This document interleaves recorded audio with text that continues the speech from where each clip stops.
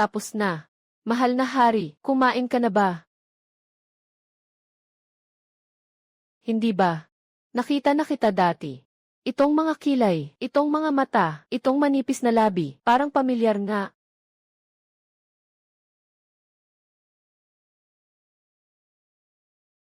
Gwapo bang binata?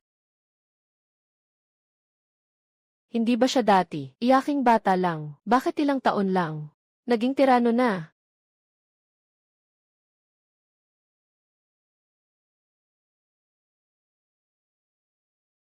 Nagbibiro lang kayo, mahal na hari. Karaniwan lang ang hitsura ko. Normal lang na nakita mo siya. Mukha ng langit. Mukhang nagkamali ka ng tao, mahal na hari. Lumaki ako sa loob ng bahay mula pagkabata. Hindi pa ako nakakapunta sa malalayong lugar. Ganun ba? Ayoko sa mga taong nagsisinungaling sa akin.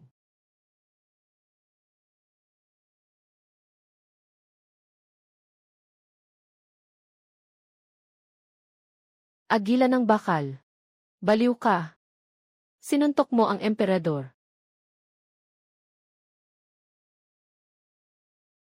Nangahas siyang sakalin ka. Sinuntok mo ang emperador. Kung mamatay siya, patay tayong lahat. Nangyari na.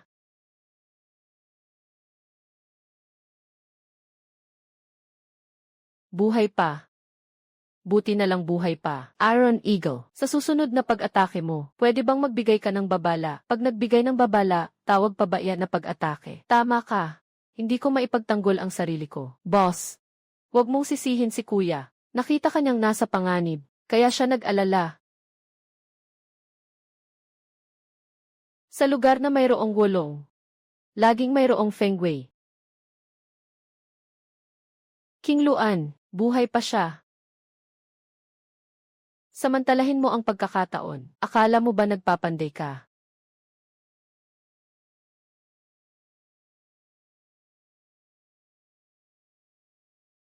Ano ang pinakain mo sa kanya? Laso na pula.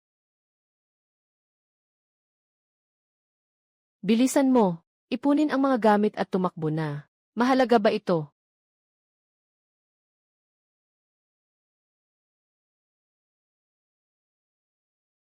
Nagbibiro lang ako, pangpahid lang sa sugat. Panggamot sa panloob na sugat. King Luan, ikaw ba'y aso? Niloloko mo ako. Subukan natin, sa oras ng panganib. Ang kakayahan sa paghusga, mahal na hari, Reyna. Pinadala ng Emperatrice Dowager, ang pampakalma na sabaw. Papasok na ako. Pumasok ka.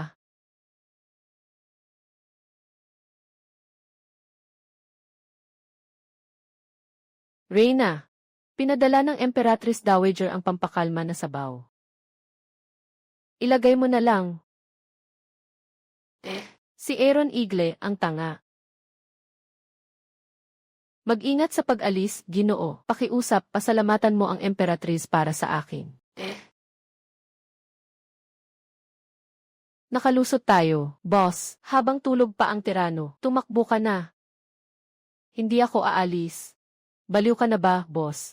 Current yan. 3 taon na siyang hari. 3 beses na siyang nag-asawa. Yung iba namatay, yung iba na baliw. Kakalagutan lang yan ang liig mo kanina. Kung manatili ka, parang tupa sa bibig ng leon. Kilalanin ang tao sa mukha, hindi sa puso. Baka naman siya'y isang papel na tigre lang. Boss, hindi kaya. Nagkagusto ka sa kanya. Nagkagusto, hindi ah. Ito'y tinatawag kong pangmatagalang pamumuhunan. Ang taong ito sa harap natin ay ang pinakakilalang yaman ng Dakjin. Mayaman, makapangyarihan, medyo gwapo rin. Pwede na. Ang ibig sabihin ng boss, manatili ka na, gawin mo siyang pangmatagalang tagapagpakain. Matalino.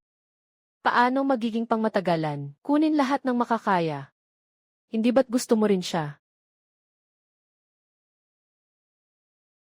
Bakit parang pamilyar siya sa akin? Lahat ng makita mo ay pamilyar sa'yo. Boss, hindi ba ito yung 3 taon na ang nakalipas? Yung dinala mo pabalik sa kampo, para sa pera at pagnanasa. Boss, may ganitong pangyayari pa pala, kabataan at kapusukan. Lahat sila ay dumaan lang kay ate. Ikaw, pangatlo, noon ay wala ka pa sa ulirat. Hindi ko alam. Ang lider ay bumaba ng bundok para maghanap ng kita. Sa daan, nakasalubong niya ang isang batang Ginoo na nakasuot ng magarang damit. Mag-isa lang siya. Mukhang madaling nakawin, kaya't dinala siya ng leader at ninakawan. Bago umalis, napansin niyang napakaganda ng itsura ng bata. Nang agaw pa ng dangal, hinalikan lang. Isang halik lang, natakot yung batang Ginoo at umiyak agad. 3 dekada sa silangan ng ilog. Hindi ko akalain na ilang taon lang. Naging emperador na. Ganoon pala. Ano yan, kuya? Huwag mong abalahin si boss sa trabaho niya. Binata. 3 taon na ang nakalipas. Kasalanan ko iyon. Ngayon, babawi ako. Huwag kang umalis.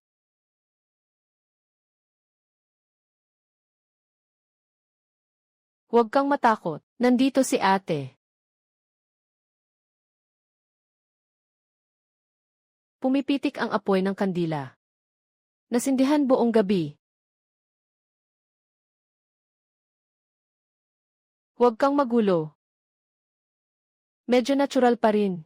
Parang mag-asawa na ang tawagan. 3 taon na ang nakalipas. Isang halik lang, umiiyak na. Batang Ginoo. Ngayon ay nakahiga sa kama ko. Ang buhay ay puno ng sorpresa. Hindi lugi. Mahal na hari, oras na para bumangon.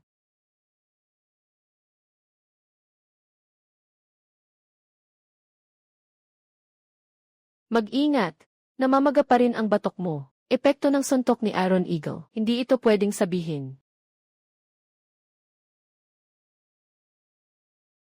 Walang galang. 2 salitang inaasahan. Ikaw. Ano ang ginawa mo sa akin?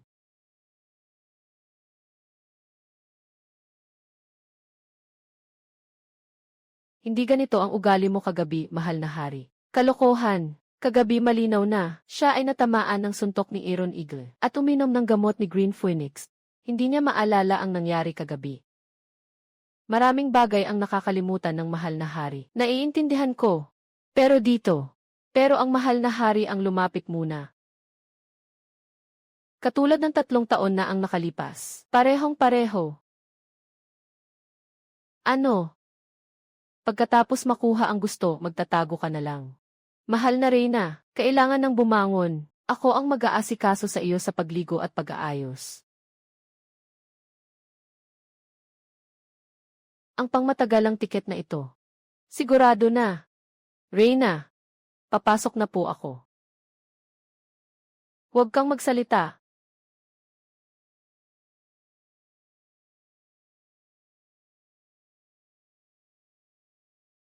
Reyna, aalalayan ko po kayo sa paghugas. Dahan-dahan. Napagod si Mahal kagabi. Isang pangungusap lang ito. Sapat na para kumalat sa palasyo ng 3 araw. Ako'y aalis na. Ako na ang bahala.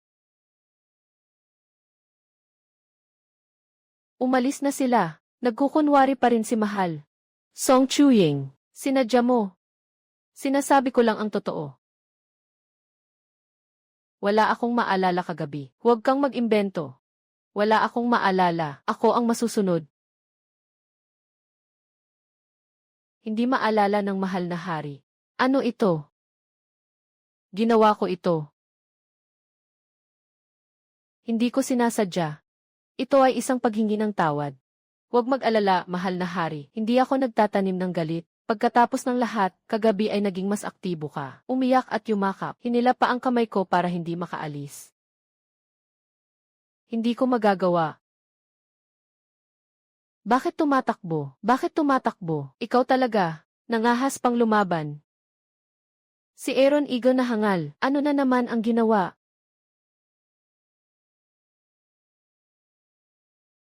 Boss, nakahiga sa bubong buong gabi. Mas malakas pa ang hilik kaysa sa akin.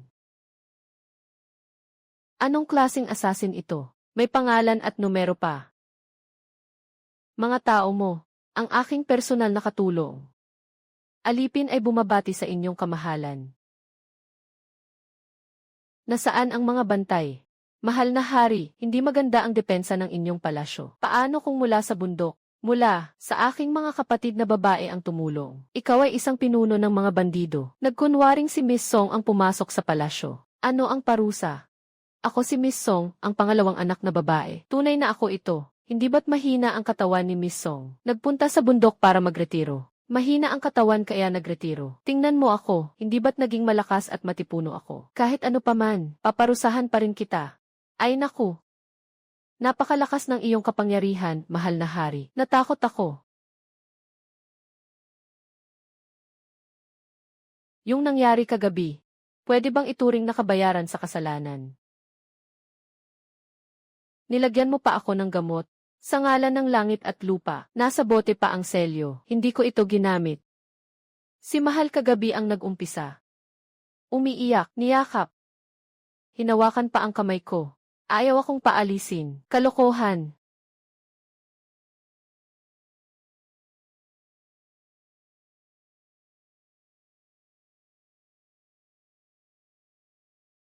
Hindi ako nagsasabi.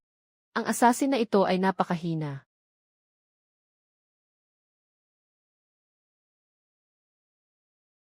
Tumigil ka. Pigilan mo ako. Halos mabulag ka niya kanina. Siya ay ipinadala ng Emperatrice Dowager. Isang beses sa isang araw, sinusubok ang aking pagbabantay. Paminsan-minsan, 3 beses tuwing pista. Ibig mong sabihin, ang tunay mong ina ay nagpapadala ng mga tao para patain ka araw-araw. Baka naman ampun ka lang. Napasobra ang daldal ko. Mas pipiliin ko pang ampun na lang ako. Kahit papaano may dahilan. Para ipaliwanag kung bakit hindi ako kasing galing ng aking kapatid. Siya'y kasing lambot ng jade. May malasakit sa buong mundo. Isang likas na hari. Samantalang ikaw, ay nagawa mo na rin ng maayos. Sinasabi ng lahat na ikaw ay isang tirano. Pero sino ang pinatay mo? Mga tiwaling opisyal na nagkakalat ng katiwalian. Sinasabi nilang malas ka sa asawa. Pero sa totoo, pinalaya mo sila mula sa palasyo para makapamuhay ng malaya.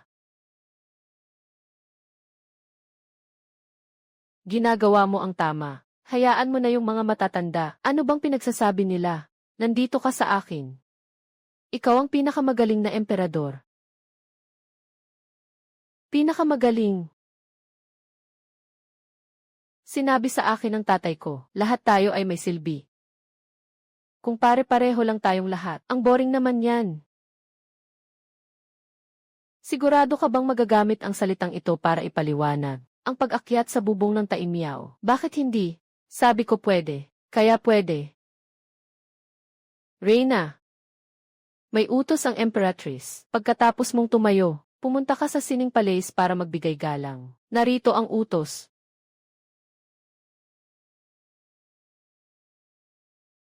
Emperatrice Dowager.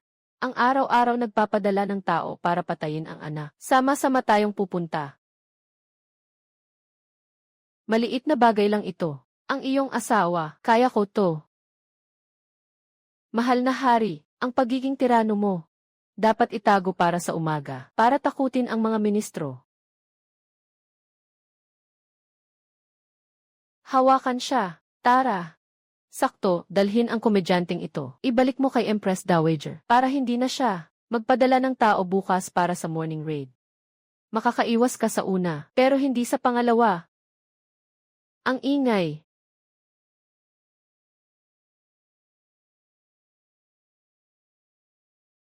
Ano nangyari sa mukha mo? Nakagat ng insekto kagabi. Hindi maganda. Parang pambabae. Unahin muna ang Emperatrice Dowager. Matagal bago ko nalaman na ang tingin na iyon ay hindi pala sa akin nakatuon.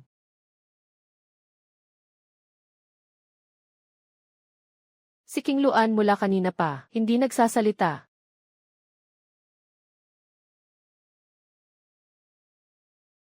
Boss. Hindi tama na pumunta sa Emperatrice na walang dala. Ano na namang kakaibang bagay ito? Yung ibinigay mo sa akin na laso noong nakaraan, hindi pa kita napapanagot. Gamot para sa sakit ng ngipin. Mahilig sa matamis ang Emperatrice. Magagamit ito, bunso. Paano mo nalaman na mahilig sa matamis ang Reyna Ina? Hindi ba't lahat tayo ngayon lang pumasok sa palasyo? Pwede bang hinaan mo ang boses mo? Nasa palasyo tayo, hindi ito ang bulwagan ng ating kampo. Kaya nga siya ang tagapayo. Ikaw kasi puro away lang ang alam mo. Ano pa ang magagawa? Medyo masama ang pakiramdam ko. Gusto kong umuwi muna at magpahinga. Ayan na naman. Ngayon ay nakatakip na naman ng belo. Sinasabi na naman na masama ang pakiramdam. Bakit ang daming dahilan? Ikaw ang tagapayo. Ikaw pa rin ang prinsesa. May mali. Siya ngayon. Mula umpisa hanggang dulo, may mali. Sige na.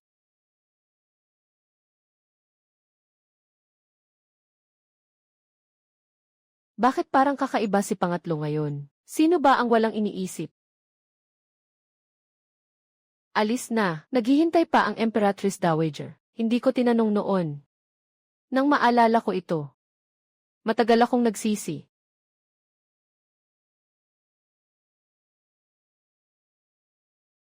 May sunog.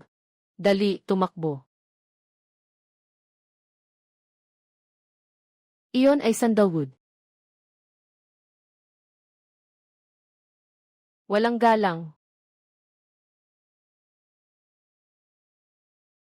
Ang bunganga kong ito, balang araw ikapapahamak ko. Halos hindi na makahinga si Lola. Pero si Emperatrice Dowager ay kalmado pa rin.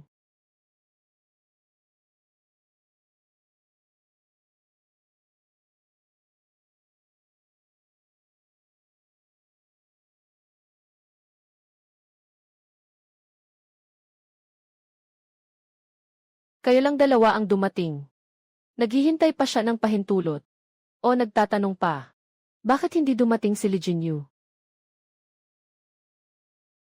Kayo lang dalawa ang dumating. Tinitingnan niya kung bakit hindi dumating si Li Jinyu. Ang mahal na hari ay abala sa mga gawain ng bansa kagabi. Nagpapahinga pa siya ngayong umaga. Hindi ko siya ginulo. Reyna ina, may isa pang tao dito. Dalhin siya.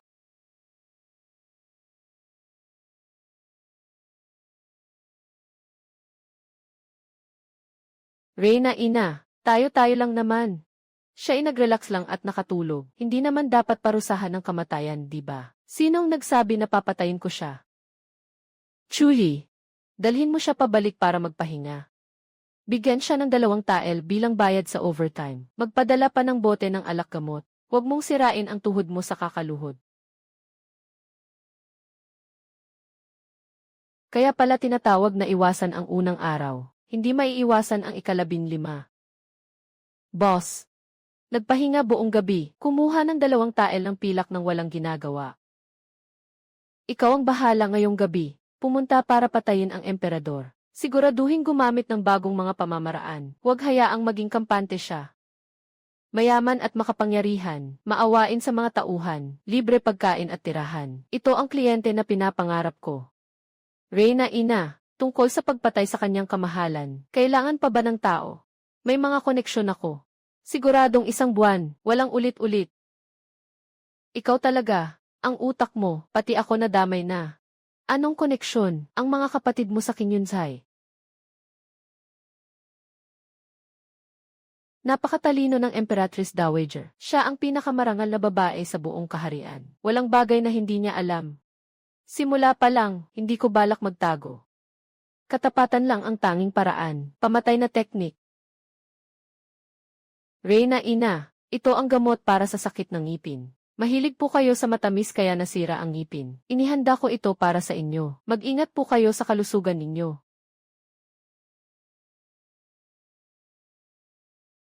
Gamot lang ito para sa sakit ng ngipin. Bakit ganito ang reaksyon niya? May kakaiba. Ang tingin niya sa akin. Hindi parang tingin sa manugang.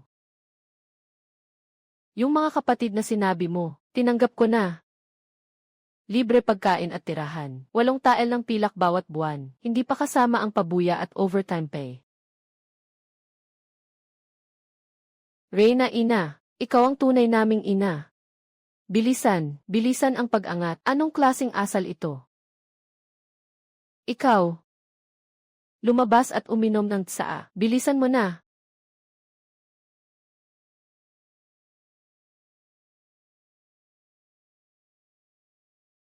Ano ang tinitingnan ng Emperatrice Dowager? May dumi ba sa mukha ko? Ikaw at ang iyong ina. Talagang magkamukha. Dahan-dahan sa pag-inom. Nagtiis ka ng hirap sa bundok nitong mga taon. Kamukha ko ang aking ina. Sino ba ang hindi nakakaalam sa kabisera? Ang aking ina, si Zhu Qingyu, ay isang huwara ng isang kilalang pamilya. Kahit isang maliit na daliri ng paa ko'y kamukha niya. Hindi sana ako ipapadala ni ama sa bundok. Mayroon bang kung ano sa mukha ko? Napakabait nyo, Inang Reyna. Ito ang unang beses na may nagsabing kamukha ko ang aking ina. Tanga ka. Hindi kita pinupuri.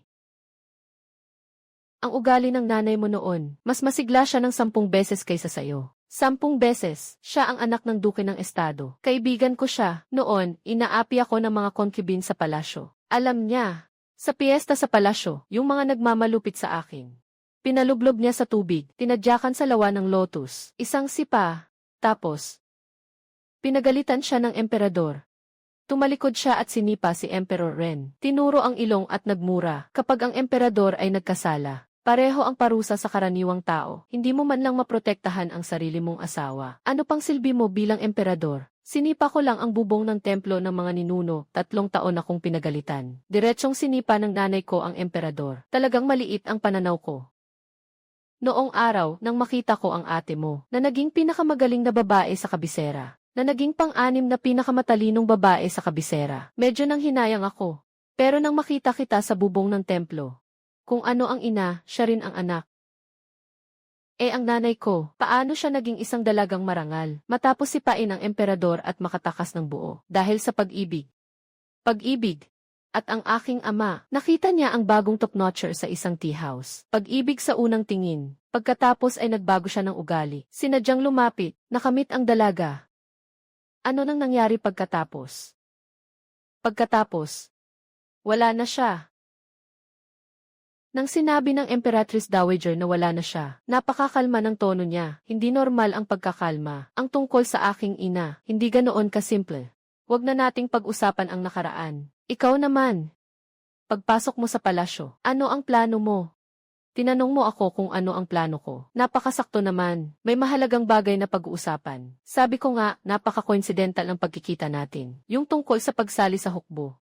Pwede na ba nating simulan? Reyna ina, hindi ko po kayo minamadali. Pero wala na talagang makain sa kampo. Puro na lang ligaw na gulay. Mga kapatid, ang 8 ebs ay nagugutom na. Bukod pa rito, may mga bata pa sa bundok. Hindi dapat maghirap ang mga bata. Kumunot ang noo, dagdagan pa. Nanay, ikaw ang aming tagapagligtas. Hindi, kayo po ay isang buhay na santo. Sige na. Bukas papuntahin sila sa palasyo ng panloob. Sundin ang sinabi ko tungkol sa trato. Huwag nang umiyak. Pinakamabait talaga si Emperatrice Dowager. Nagpakasal na sila sa emperador. Tinatawag pa ring Emperatrice Dowager. Ina. Mabuting anak. Tumayo ka na. Ano nang itsura natin kung may makakita? Wala namang ibang tao.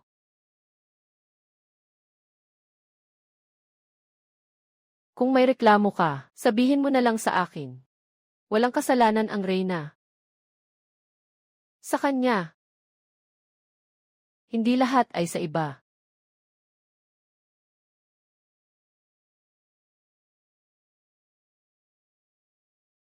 Ngumiti siya. Bakit?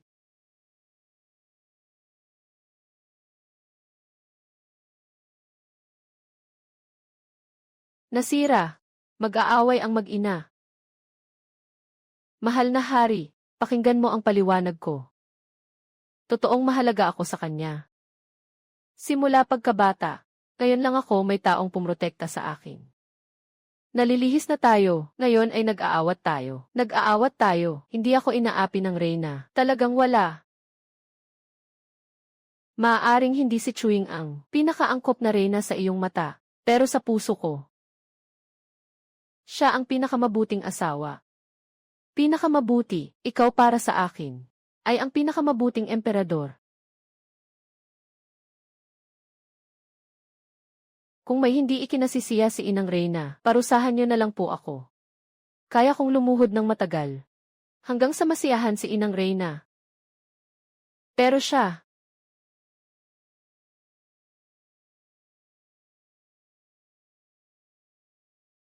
Reyna ina. Bakit lumuhod din siya? 3 taon na. Sa wakas, pumayag ka. Natawagin akong ina Reyna. Kaya. Ang mahalaga ay ang salitang ina Reyna. Ang mag-ina ay mas magaling pa sa akin sa pagkuha ng mahalaga.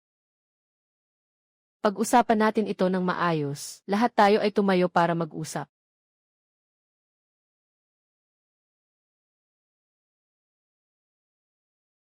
Ama ng tagapagtaguyod, ina ng tagapagtaguyod, kailangang alagaan silang mabuti. Ganito ang sitwasyon, sabi ng Emperatrice Dowager na araw-araw magpapadala ng tao para patayin ka. Ito ay pagsubok sa pagiging alerto. Kaya ng mga kapatid namin sa bundok na gawin ito, libre pagkain at tirahan. 8 tael ng pilak bawat buwan. Agad na pinayagan ng Empress Dowager. Kaya ako. Song Chuing. Kaya para sa 8 tael ng pilak, ipinagbili mo ako. Hindi maasahan, hindi maasahan. Paano magpapatahan? Hindi mapapatahan. Kung ganon, gumamit ng paraan.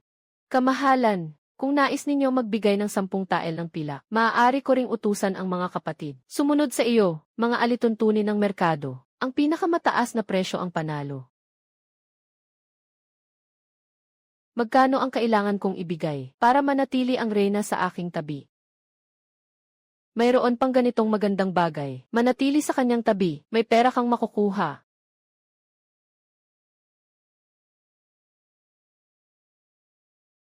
Kamahalan, nasugatan po kayo. Maliit na sugat, walang problema.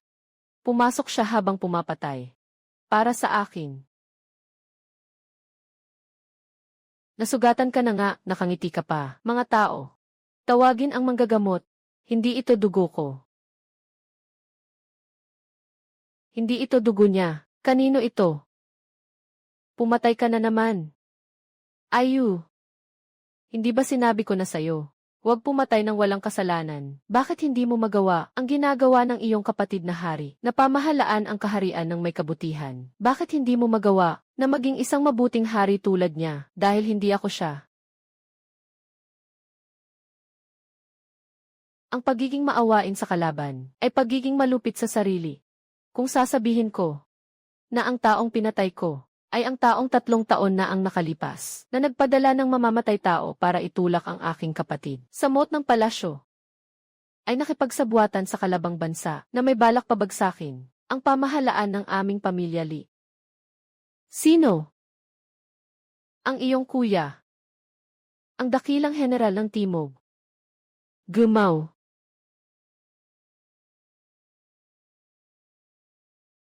Ina, gising na.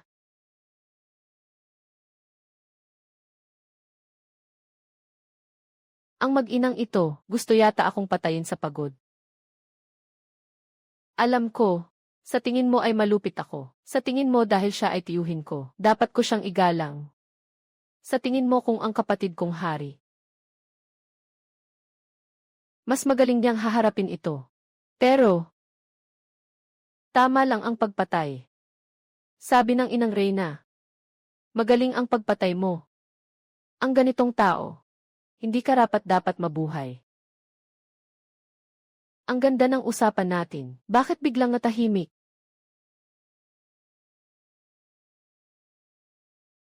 Mahal na hari, pinupuri ka ng inang Reyna. Pinupuri ka sa iyong matatag na desisyon, tulad ng isang tunay na mahusay na emperador. Sabi ng kanyang kamahalan, salamat sa iyong pag-unawa. Salamat din sa iyong pagpanig sa kanya.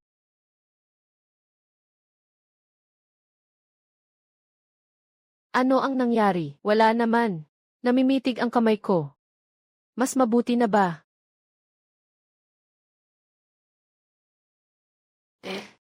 May mga hindi pagkakaintindihan ba nitong mga taon? Sabihin na natin lahat ngayon. May mga bagay na hindi mo masasabi. Kung hula lang, kayo'y mag-ina, hindi magkaaway. Magbati na kayo, mga boss, tapos isama ang buong Kingyun Village sa regular na trabaho. Amitabha. Ang mga mata na iyon ay kay King Luan. Gaano na siya katagal doon? Siya Ano ang narinig mo? Pagkatapos ng araw na iyon, sinimulan kong seryosohin ang bawat kakaibang kilos ni King Luan. Nakatakip ng belo, alam na alam ang impormasyon tungkol sa Empress Dowager. Ang tingin niya kay Li Jinyu. Pinagsama-sama ang lahat ng peraso. Tumuturo sa isang sagot na hindi ko kayang isipin ng malalim. Umalis na. Walang iniwan. Boss. Regalo mula sa Emperatrice Dowager. Buong mesa. Ipinagdiriwang ang pagpasok sa grupo. Kain na. Ang tungkol kay King Luan. Pag-usapan natin mamaya. Sa ngayon, pasayahin muna natin si Tiju. Boss. Sa hinaharap ba, hindi na tayo mang-aagaw ng daan? Siyempre. Sa hinaharap, ang pag-agaw ng daan ay, inutusan na siya sa atin ang ari-arian ng tiwaling opisyal. At saka, sasabihin ko sa'yo. Si Li Jinyu ngayon, hawak ko siya sa lig. Simula ngayon ang palasyo, ay magiging pangalawang base ng Qingyun Village. Boss, malakas. Ha ha ha ha, talaga ba?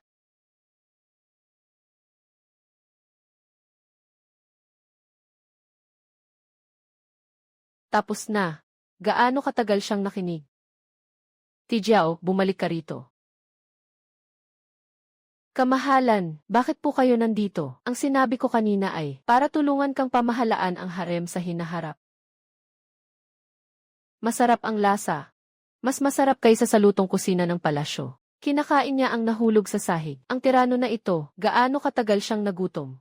Mahal na hari, kulang ba ang mga tao sa kusina ng palasyo? Hindi ko kayo niloloko. May ilang dalaga sa Qingyun Village na napakahusay magluto. Ganito ka nakabusog. Huwag magmadali, mahal na hari. Magpalamig muna ng lalamunan.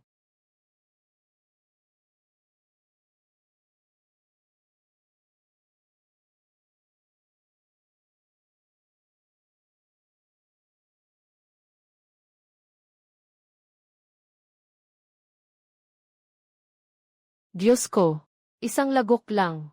Ang dakilang emperador, ganito lang ang lakas ng inuman. Hindi pwede. Ang emperador ay nakahiga sa hardin. Anong klaseng eksena ito? Kailangan muna natin siyang ibalik. Sa ganitong katawan mo, ang konti mong kumain, medyo mabigat.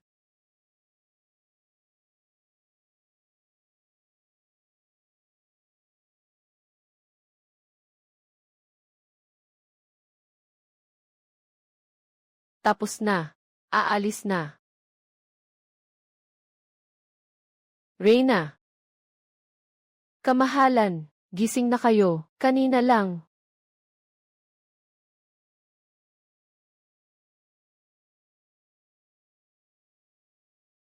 Lasing siya, talagang lasing na. Hindi ba sinabi ng Reyna kanina, nahawak mo ako ng mahigpit? Mahal na hari, lasing na po kayo, hindi ako lasing, may kakaiba. Nasaan na ang papel na tigre na umiiyak kapag hinalikan? Yung umiiyak na namumula ang tenga, nasaan siya? Paano mo siya kinontrol? Gusto malaman ng mahal na hari na natulog. Natulog lang siya. Li Jinyu, tumayo ka. Nasaan ang kontrol ko? Umiiyak ka.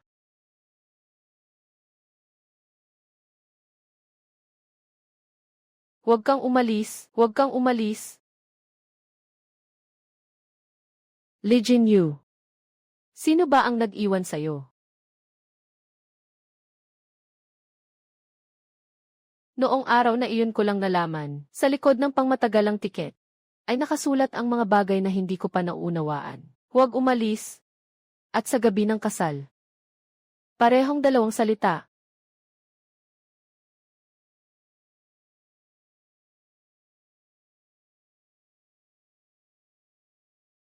Kapatid na hari. Pasensya na. Kamahalan. Kasalanan ko lahat. Bakit kasalanan mo? Dahan-dahan lang. 3 taon na ang nakalipas.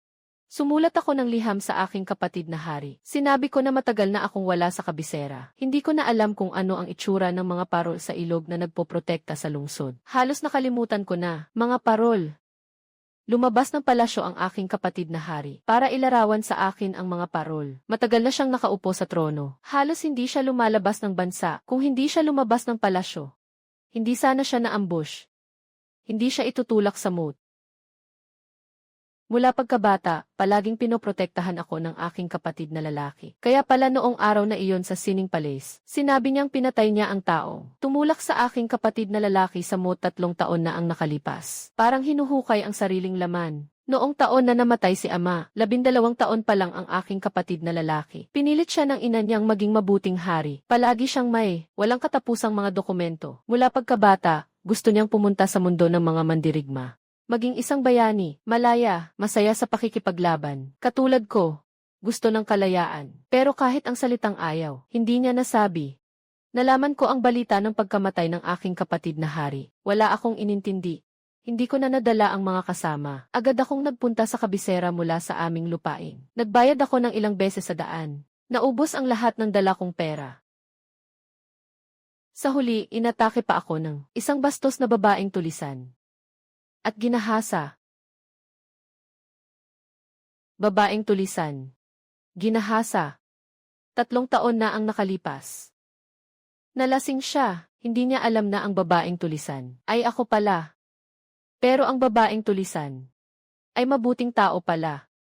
Nang malaman niya ang dahilan ng pagbalik ko sa Maynila, binigyan pa niya ako ng kalahating bag ng pilak para sa pamasahe. Noong nakita ko siyang umiiyak ng husto, ako'y maawain. Lumuhod ako sa gilid ng daan. Nang umiiyak ako at hindi ko makita ang daan, hinaplos niya ang aking balikat. Sinabi niya sa akin, kung ang iyong kapatid ay nasa langit, siguradong ayaw niyang makita kang ganito. Magpatuloy ka.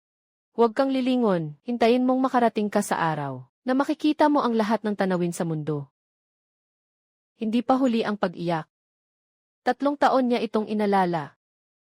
Wala siyang nakalimutang salita. Hindi ko natutunan kung paano maging emperador. Kaya ang magagawa ko lang ay, ang pinakamadaling paraan. Kailangan maging matindi, maging malupit, maging nakakatakot. Para wala nang maglakas loob na kumilos, laban sa mga mahal ko. Kaya yung tirano, siya ang nagpilit sa sarili niyang gampanan iyon. Pero ngayong gabi, ikaw at si Tidiao ay nagiinom sa likod ng hardin, nag-uusap at nagtatawanan. Parang isang pamilya. Matagal akong nakatayo sa likod.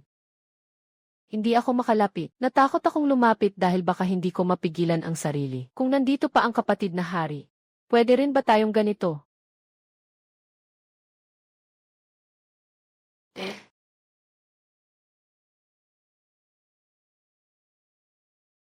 3 taon na ang nakalipas mula nang sabihin ko sa iyo na magpatuloy. Huwag kang lumingon. Pareho pa rin ang sinasabi ko ngayon. Pero may idadagdag ako. Hindi ka na nag-iisa sa paglalakad.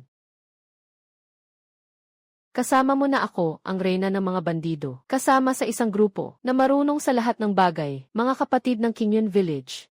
Ang grupo ay hindi masyadong seryoso, pero ipinapangako ko, sa hinaharap, hindi na kita iiwan mag-isa.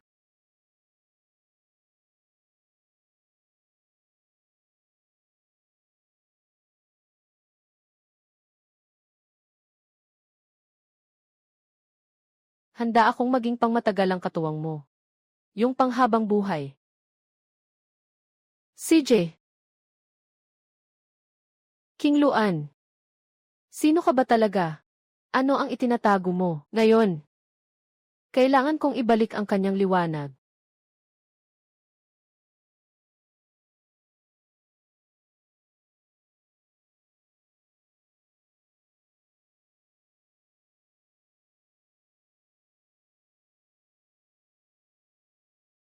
Boss. Alam kong darating ka ngayong gabi. May gusto ka bang itanong sa akin? Kumain ka na ba? Nakalimutan mo ba, tagapayo, ang batas na itinakda ko sa kampo? Malawak ang langit at lupa, ang pagkain ang pinakamahalaga. Gaano katagal na ba siyang nagtimpi? 3 taon na ang nakalipas, iniligtas mo ako sa tabi ng moat. Hindi ka ba kailanman naging curious sa pagkatao ko? Ano ang dapat ikuryoso? Kahit ang emperador o si kamatayan. Para sa akin, ikaw ay si King Luan. Ang mabuting kapatid na kasama ko sa hirap at ginhawa. Siya ang pinakamagaling na tagapayo ng Qingyun Village. At higit sa lahat, ikaw mismo. Kayong magkapatid, talagang magkamukha kayo. Lahat ng tao ay may sariling lihim. Kung ayaw mong sabihin, huwag mong sabihin. Pero marahil, pwede mong ibahagi ng kaunti sa mga nagmamalasakit sa iyo. Lasing siya kanina. Niyakap niya ako at umiyak ng matagal. Sinabi niyang patawarin mo siya. Sinabi niyang 3 taon na ang nakalipas. Hindi niya dapat isinulat ang sulat na iyon sa iyo. Sinabi niyang buong buhay mo siyang piprotektahan. Ngunit hindi ka man lang niya nakita sa huli. Nagkunwari siyang tirano sa loob ng 3 taon. Araw-araw nagiging mas matigas. Para hindi nahayaan ang sinuman, nasaktan ang mahalaga sa kanya. Kasalanan ko lahat. Ako'y masyadong makasarili. 3 taon na ang nakalipas. Hindi ko na talaga kaya. Pinilit ng ina at ng mga opisyal, nakalagay sa posisyong iyon. Kahit ano ang gustong kainin, anong kulay ng damit ang isusuot, hindi mo kayang magpasya. Alam kong hindi pa lumaki si Ayu. Alam kong pipilitin siya ng ina na umupo sa posisyong iyon. Pero tumakbo pa rin ako. Sinabi ko sa sarili ko na gusto ko lang tingnan ang mga parol sa ibabaw ng moat. Pero alam ko sa puso ko, hindi na ako babalik, kaya 3 taon na ang nakalipas. Ang taong nahulog sa moat. Hindi siya itinulak, tumalon siya mismo. Alam ko na ako ay isang duwag, pinabayaan ko ang lahat. Pero sa 3 taon sa kampo, talagang masaya ako. Hindi pa ako naging ganito kasaya. Pasensya na. Niloko kita, King Luan. Tingnan mo ang buwan ngayong gabi. May kulang na bahagi, hindi perpekto, pero buwan pa rin ito. Ang buwan ay may mga pagbabago, walang taong perpekto, wala ring tama o mali. Pinili mo lang ang buhay na gusto mo. Ano ang mali doon? Bukod pa rito, wala namang sinuman ang nagalit sa iyo. Ako hindi. Ang Reyna Ina hindi. Si Li Jinyu lalo na hindi. Sinasabi mong hindi mo alintana. Pero naaalala mo pa rin na mahilig sa matamis ang Reyna Ina at sumasakit ang kanyang ngipin. Kaya't pinadala mo siya ng gamot sa pamamagitan ko. Binugbog ng Iron Igle ang kapatid mo. Hindi ka nagdalawang isip at kinuha mo ang mga gamot na itinago mo ng matagal. Natakot kang makita ko, kaya nagkunwari kang kinuha mo ang mahalagang bagay sa kanya. At kanina, nag-away sila ng nanay niya. Nagtago ka sa labas ng bintana at palihim na nanood. Ikaw rin, di ba? Alam mong mahal mo sila. Mahal ka rin nila. Kahit maging emperador, maging anak, maging kuya, o maging tagapayo. Magaling ka sa lahat ng iyon. CJ, gustong-gusto ng kapatid mo na makipag-inuman sa ilalim ng buwan. Noong unang beses kong naramdaman, ang salitang pamilya ay hindi lang dugo, impossible. Siguradong nandaya ka. Ang sinumang natalo ay dapat tanggapin ang pagkatalo. Tanggalin mo na rin ang sinturon. Isa pang laro, bawiin ko ito.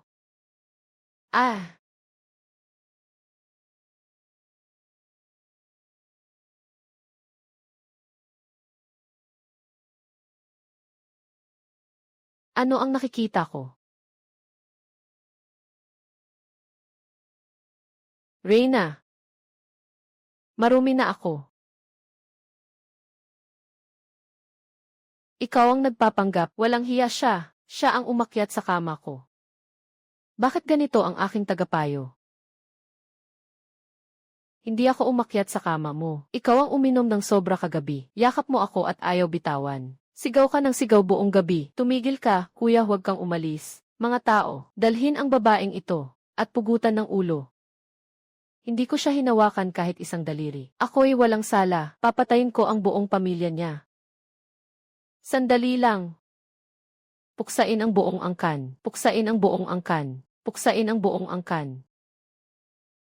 Hindi pwede. Bakit hindi pwede? Papatayin mo ang buong angkan niya. Kasama ka rin sa madadamay. Anong pakialam ko dyan?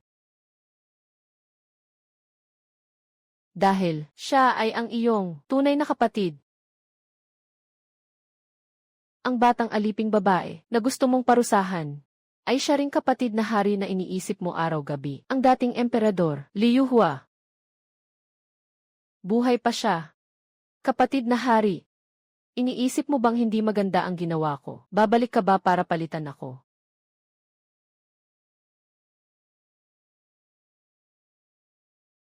Ayu, magaling ang ginawa mo bilang emperador. Alam ng kapatid na hari na 3 taon mong pinanindigan ang pagiging malupit na pinuno. Pumatay ng 7 tiwaling opisyal. Natakot ang 2 reyna.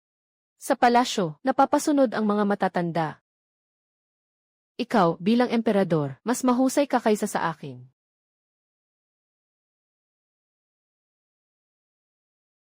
Ikaw, huwag nang mag-away. Mga kapwa-opisyal, pagpasensyahan niyo na. Mahal na hari, may kagyat na balita mula sa hangganan.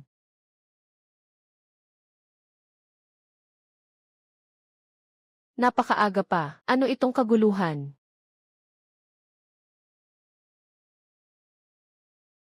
Sa isip ng eunuko, siguradong may iniisip na siyang kwento. Ang mapang-abusong tiranong nag-iisang paborito ang magandang aliping babae. Ang reyna ay lumuluha habang naghihintay sa walang asawa. Maagang maaga pa. Ano ba itong kaguluhan? Sabihin mo na agad. Ang gulo ng inyong mundo. Sagot sa hari, may isang balita at isang magandang balita. Alin ang gusto mong marinig muna? Masamang balita. Ang mga natitirang tauhan ng General ng Timog, nakipagsabuatan sa kalabang bansa para sumalakay. Nasa panganib ang hangganan.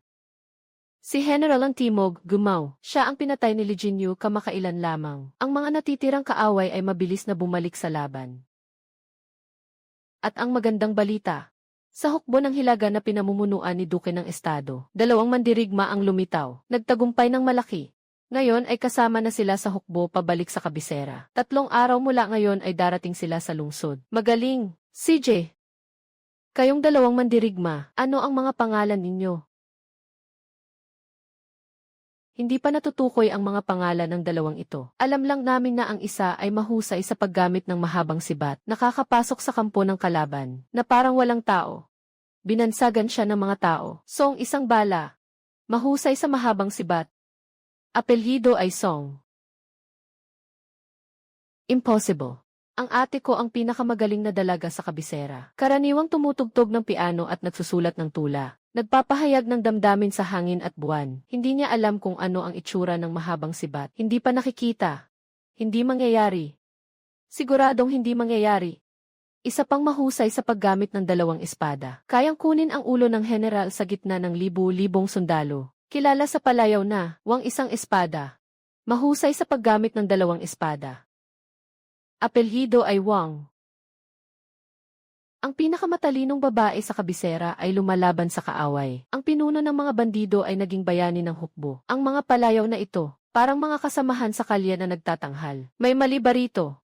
Imposibleng mangyari. Wala naman. Parang ang mga palayaw na ito. Isa ay Song isang baril, isa ay Wang isang balisong. Pinagsamang baril at balisong, parang nagbebenta ng sining. Totoo. Mas maganda pa ang palayaw kung buhay na impyerno.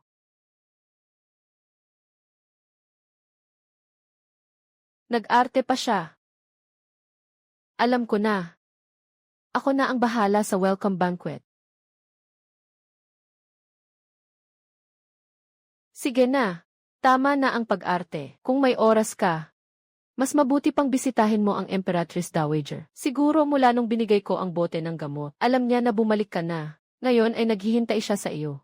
Mas mabuti pang magtago ka ng belo. Napakausok sa palasyo ng reyna. Sabihin mo sa kanya na, mas mabuti pang magbukas ng bintana. Parang pugo ni Tai siyang Laojun.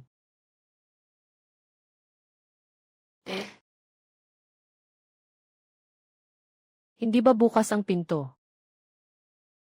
Bakit ka dumaan sa bintana? Walang magawa. Sanay na kasi. Kailangan mong maghanda. Ang kapatid mong hari, maaaring hindi na siya katulad ng naaalala mo. Gaano kaiba? Maaaring medyo ligaw.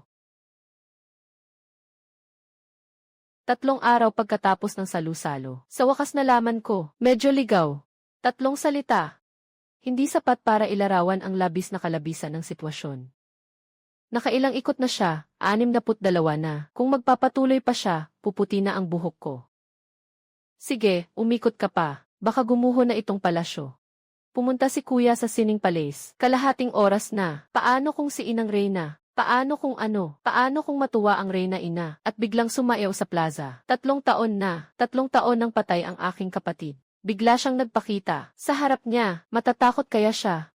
Baka hindi kayanin ng Reyna ina. Ang taong ito, kapag nag-aalala, mas madaldal pa kaysa sa tatay ko. Tara, makinig tayo sa usapan. Hindi yata tama ito. Ako ang hari ng kaharian. Ang dakilang hari. Ayos lang na maglakad-lakad sa loob ng bahay. Ina, ako ito. Ang anak mong walang utang na loob ay bumalik na. Bakit hindi ka nagsasalita? Hindi ka ba magagalit? Mabuti at bumalik ka na. Mabuti at bumalik ka na. Mabuti at bumalik ka na. Ano nang ginagawa mo? Malapit nang tumulo ang luha mo. Pumasok ka. Huwag mong hayaan na mag-isa ang kapatid mong hari sa pag-iyak. Kapatid na hari, 3 taon na. Para sa'yo. Para sa'yo.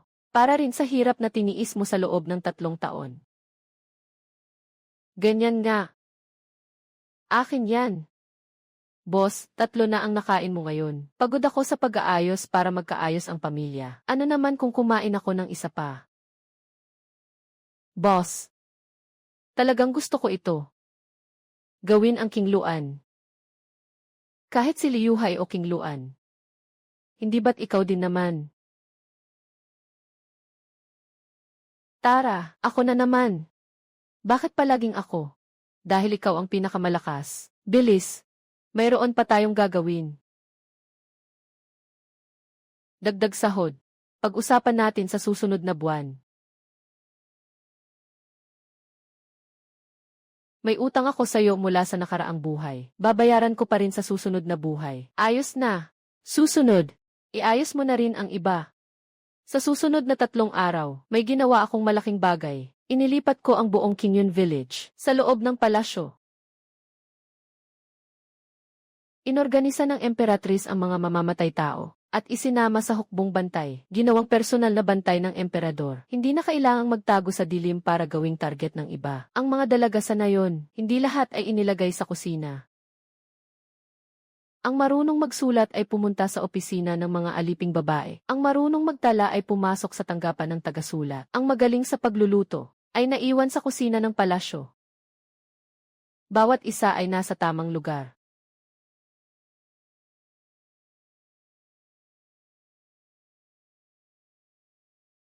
Ang isa ay nagtagumpay. Ang lahat ay nagtagumpay. Lahat. Ang galing ko talagang maging reyna. 3 araw, lahat ay maayos na. Masayang-masaya si Aaron Eagle sa training ground. 8 beses siyang nagtumbling. Halos masira na niya ang training platform. Pero, may isang bagay na matagal nang nasa isip ko. Kung hindi tumakas ang ate ko sa kasal, hindi sana mapupunta sa akin ang trono ng reyna, ang pinakamahusay at mabait na dalaga sa kabisera.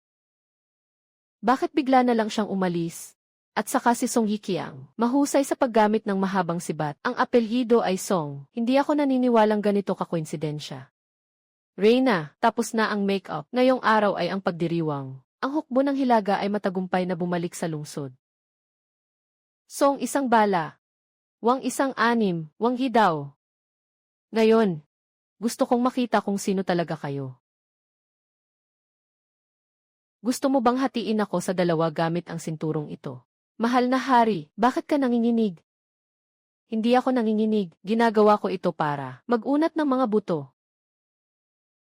Ang pag-unat ng mga buto ay maaaring magdulot ng panginginig ng kamay. Ang duke ng estado ay isang veterano ng 2 dinastya. Noong bata pa ako, sinubukan niya ako sa pangangabayo at pagbaril. Hindi ako pumasa, hindi na ako nagtataka. Ang takot na dulot ng tagasuri. Reyna, nanginginig ka rin, hindi ako nanginginig. Mabigat lang talaga itong korona. Nakaupo lang suot ito. Parang mababali na ang leg ko. Hindi rin magaan ang korona ko.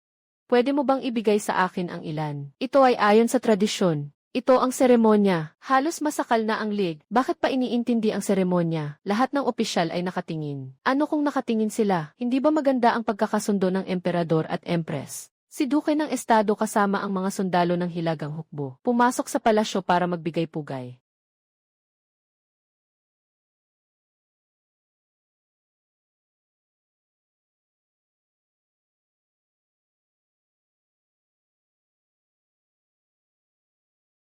Dumating na.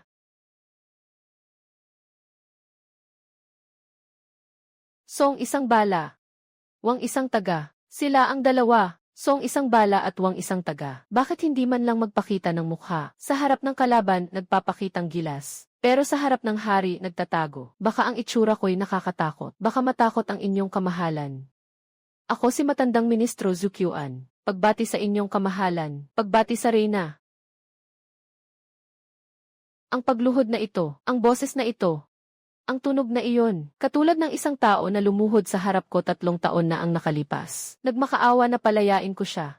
Itim na sombrero, luhod na malakas, matigas ang tuhod, hindi iniintindi. Puting sombrero, walang tunog ang paglapag, magaan ang hakbang, impossible. Ang mga kamay ng ate ko ay para sa pagtugtog ng piano at pagsusulat. Ang katawan ni ama, matagal nang nagretiro at nag-aalaga ng mga halaman. Hindi na nga nagpapakita. Baka naman gawa-gawa lang ang mga parangal na ito.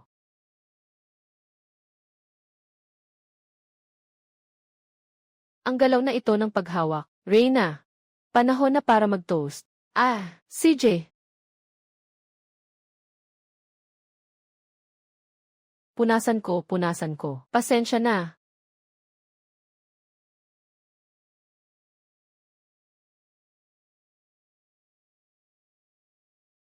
Hari. Reyna. Tapos na. Walang disiplina, sa harap ng maraming tao, ganyan kasama ang mahal na hari. Hindi pinapansin ang mga sundalo ng dakilang Jin. Hindi karapat-dapat maging reyna. Ang reyna ng mga demonyo ay nakikipaglandian sa publiko. Isang aksidente lang. Itong mga tao, bukang bibig ang reyna ng mga demonyo. Nang sinipa ko ang bubong ng templo ng bayan, hindi naman kayo sumigaw ng ganito kalakas. Yung galaw na iyon. Pigilan ang mga padalos-dalos. Protektahan ang mga dapat protektahan. Pilyang bata, nagtatamad-tamaran ka ba at gusto mong masaktan ulit? Anong nangyari sa'yo? Ama. Lumaki sa bundok, walang alam sa mundo. Kung hindi tumakas si Miss Song sa kasal, paano siya makakakuha ng pagkakataon?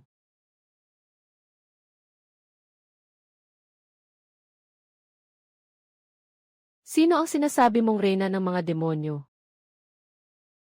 Ang galaw na ito. Ang lakas na ito. Mga Ginoo, kanina sinabi niya na ako'y mukhang nakakatakot. Nagtatago ng mukha. Itong magulo at makapal na balbas. Itong mayabang na mukha. Ako ang dating pinuno ng Qingyun Village. Nagpanday, nakapatay na ng kalaban. Wala akong alam sa iba. Bawat isa may sariling katuwiran. Sinumang magmura sa anak kong babae, sasaktan ko. Ako ang ama. Ngunit ngayon ko lang nalaman.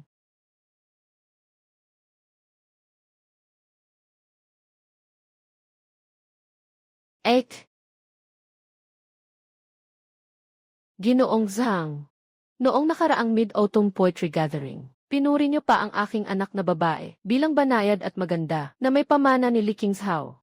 Palaging naaalala ng aking anak na babae. Iniisip na kayo ang pinakamatino. Ngayon gusto ng aking anak na babae na itanong sa inyo. Reyna, ang pinakamamahal ng pamilya Song. Siya rin ay dugo ng pamilya ng Duke ng Estado. Kung siya ay nadapa ng hindi sinasadya o kahit pagibain ang Golden Phoenix Hall, walang sinuman ang may karapatang magsalita ng masama. Tama ba ako? Nawalan ng malay ang tao. Ang ate ko, nagbago na. Si Miss Song, hindi ba tumakas kasama ang lalaki? Bakit biglang naging sundalo? Napakaliit ng pananaw ninyo. Sino ang nagsabing ang pagtakas sa kasal ay palaging pagtakas kasama ang lalaki? Hindi ba pwedeng sumali sa hukbo? Anong panahon na ngayon? Hindi ba pwedeng bawasan ang pagbabasa ng mga comics? Sino ang nagsabi kanina na ang apo kong babae ay hindi karapat-dapat maging reyna? Matanda na ako. Mahina na ang pandinig ko. Tumayo ka. Ulitin mo nga. Pakinggan natin ng maigi. Ang baso ng alak na ito. Napakaganda ng mga disenyo nito.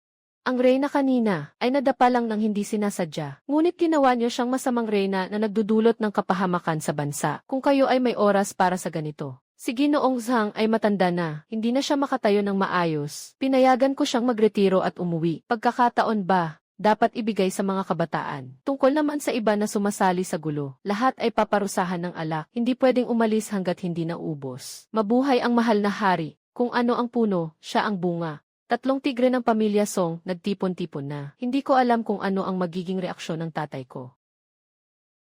Dumating si Song Xiang. Ang tatay ko, bakit siya nandito? Bago pumasok sa palasyo, hindi siya makabangon sa kama dahil sa ubo. Hawak-hawak pa niya ang kamay ko, sabi niya. Ang tanging hiling niya ay makita akong magpakasal. Kaya nga, ako'y nagpasyanod at napasok sa palasyo. Hindi maganda ang pakiramdam ng biyenan, hindi na kailangan ng formalidad. Sa pagyuko na ito, naririnig ko palang sumasakit na ang tuhod ko. Kamahalan. Ang matandang lingkod ay nagkulang sa pagdidisiplina sa anak. Nagbigay ng abala sa kamahalan. Ang batang babae ay matigas ang ulo. Nagpakita ng kawalang galang sa piging ng tagumpay. Lahat ng ito ay dahil sa kakulangan ng mahigpit na pagdidisiplina ng matandang lingkod. Sa mga nakaraang taon, ang matandang lingkod ay naglaan ng lahat ng lakas para sa korte. Hindi ko naisip na napabayaan ko ang batang babae. Karapat-dapat akong mamatay sa aking mga kasalanan. Si Song Xiang ay matagal ng matapat at walang bahid. Nagpakahirap siya para sa bansa at sa mga tao. Isang tunay na mabuting opisyal. Nga, ang emperatrice ay may tuwirang ugali. Mana siya sa kanyang ama. Kaya nga sinasabi nilang mas matalas ang matanda. Talagang tatay ko lang ang makakagawa niyan. Ang pagpapakita ng awa ay hindi lang nakakuha ng simpatya, kundi napatahimik din ang mga tao, at hinayaan akong makalayo sa usapan, at makaalis sa mga chismis. Akala niya siya'y isang aktor, ngunit ang kanyang pag-arte ay masyadong eksaherado, para lokohin ang mga tao. Ang mga opisyal na naglalagay ng tinta ay ayos lang. Linlangin si Li Jinyu. Paano mangyayari iyon? Napakababa ng luha. Pero parang totoo nga, isa siyang iyakin. CJ, lahat sila magaling umarte, pero ang sakit kapag kinurot mo ang sarili mo.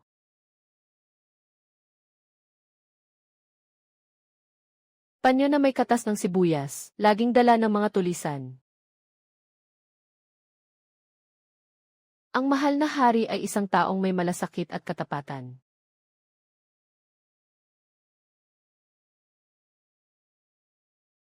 Si Prime Minister Song ay isang mahalagang opisyal, hindi na kailangan ng ganito.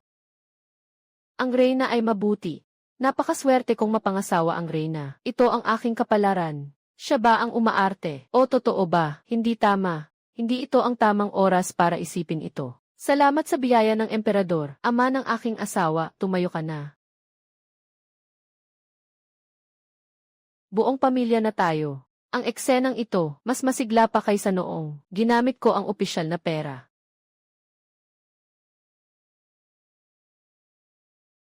Hindi maganda. May mga mamamatay tao.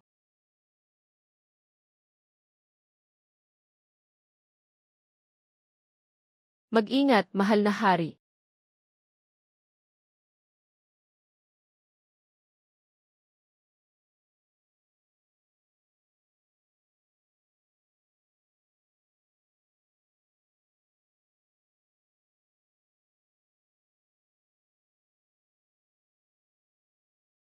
Humiga ng maayos. Ano? Hindi ko pa nakikita ang reyna na makipag-away. Sino ang nagbigay sa'yo ng pahintulot na hawakan siya?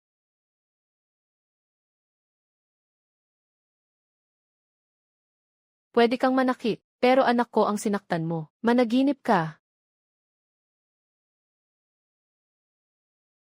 Kabataan. Kung hindi maganda ang lakad mo, huwag ka nang magpagala-gala. Lolo.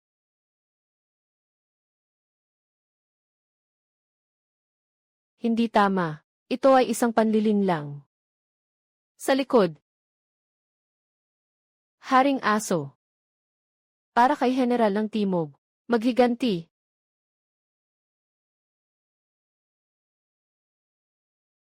Huli na.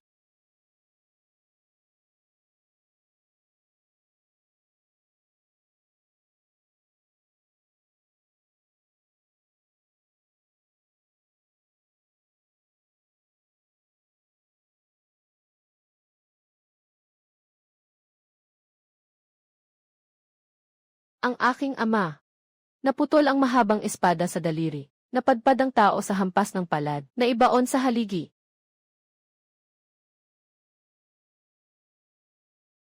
Ubo-ubo. Aksidente. Purong aksidente.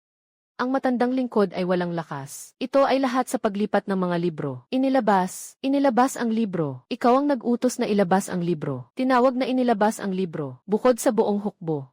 Parang, hindi nagulat ang iba. Mahina ang katawan ng asawa ko. Siguradong sa oras ng kagipitan, na ipakita ang kakayahan. Huwag kayong mag-alala.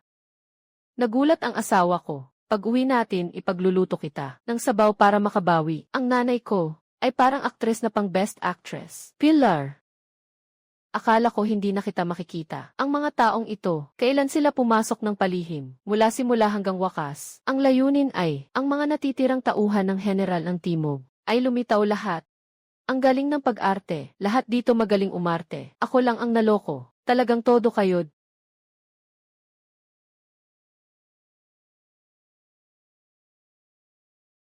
Sa susunod, wag mo akong ilihim. Mula simula hanggang dulo. Ang nag-iisang hindi nakakaalam. Ako lang talaga. Sobra, talagang sobra na ito. Akala ko ako lang ang nag-iisang masama sa pamilya, pero kumpara sa kanila, ako'y parang isang batang kambing. Hindi tayo magkapamilya, hindi papasok sa isang bahay. Sino ang maglalakas loob na agawin ang sa akin? Mukhang may alam siya. Alainan, ang ganda. Walang duda, ako ang nagturo sa kanya, asawa ko. Ano ang tinitingnan mo? May dumikit ba sa mukha ko? Tinitingnan nila tayo, bilang mag-asawang nagmamahalan. Natutuwa sila.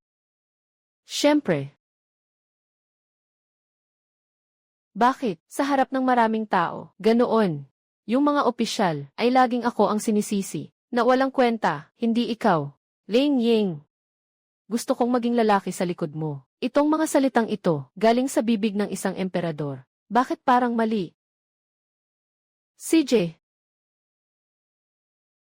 Tama na. Mag-ingat ka.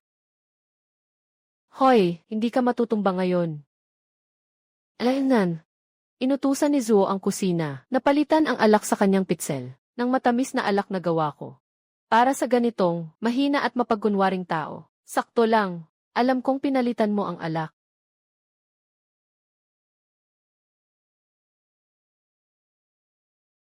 Alam niya. At siya ay uminom ng 3 baso ng sunod-sunod. Nagkunwari. Ngayong araw ay tagumpay. Pag-usapan ang mga gantimpala. Si Duke ng Estado, Zukyuan, ay binigyan ng 1,000 kabahayan at binigyan ng titulong Grand Tutor. Song Yiqiang, iginawad sa ika-4 na ranggo. General ng Mingwei, Wang Hidao, iginawad sa ika-4 na ranggo. General ng Xuanwei. Ang iba pang mga nagtagumpay na sundalo ay gagantimpalaan ayon sa kanilang mga nagawa. Mahal na hari, ako'y nasugatan sa labanan, hanggang sa butot kalamnan. Sa hinaharap, baka hindi na ako makapaglingkod sa hukuman. Nagmamakawa ako sa inyong kamahalan. Nabawiin ang utos. Ako'y isang ligaw na mandirigma, nanalo sa labanan dahil sa swerte. Dagdag pa ang edad. Ang pinakamalaking hangarin ay makita ang anak, magkaroon ng pamilya at karera. Ayaw ng kapangyarihan, parang naipit ang utak nila sa pinto. Kung ganun, isang bala, kinoronahan bilang prinsesa ng bansa. Binigyan ng tirahan sa palasyo ng prinsesa, malayang magpakasal, dagdag na binigyan ng 1,000 tael ng ginto, magandang lupain at bahay, mabuting pamumuhay habang buhay. Wang Hidao, kinoronahan bilang marangal na tagapagtanggol, na mamana sa bawat henerasyon, nagbibigay ng proteksyon sa mga anak, hindi pinapansin ang tunay na kapangyarihan. Para sa isang walang kwentang titulo, hindi ba ito? Matanda na ang lingkod, hindi na kayang gampanan ang mabigat na tungkulin. Ibinabalik ko ang tigre na simbolo ng kapangyarihan. Sa inyong kamahalan, si ate ay humiling ng kalayaan ng palasyo ng prinsesa. Si tatay ay humiling ng katiwasayan ng pamana ng marquis. Si lolo ay isinuko ang kapangyarihan ng hukbo bilang tanda ng katapatan. Ang buong pamilya ay malinaw na inilagay ang kanilang mga sarili. Hindi naghahangad ng kapangyarihan. Kamahalan, ako. Pumunta ka. Ang iyong mga kamag-anak, bihirang pumunta sa palasyo, makipagkita ka sa kanila.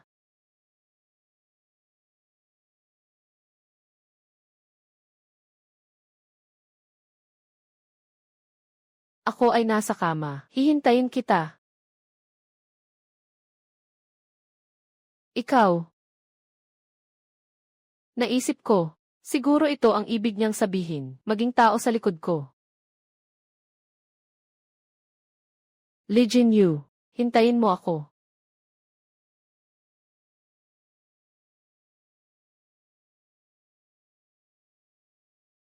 Saktong-sakto. Walang makakatakas. Ano nang ginagawa mo? Ang damit ko, sumama ka sa akin. May tanong ako sa inyo. Wala ba kayong gustong sabihin? Ano nang gustong malaman ni Aing? Bakit hindi ka naging general? Ito ay pinaghirapan mo ng husto. Karapat dapat ka. Aing, alam mo ba kung ano ang ibig sabihin ng mas mataas ang nagawa kaysa sa pinuno? Hindi nga gagawin yan. Hindi ganoon si Lee Jin-yu. Hindi pa ngayon. Hindi ibig sabihin na hindi na mangyayari sa hinaharap. Aing, kami ang iyong pamilya. Kailangan nating magplano para sa iyong kinabukasan.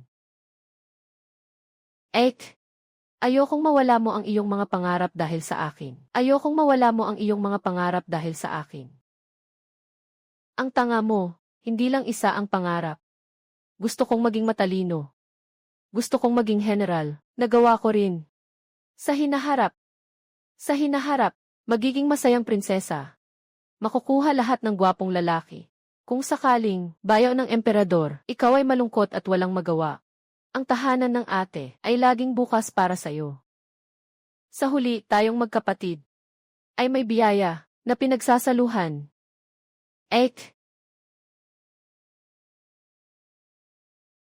Huwag mo nang sabihin yan.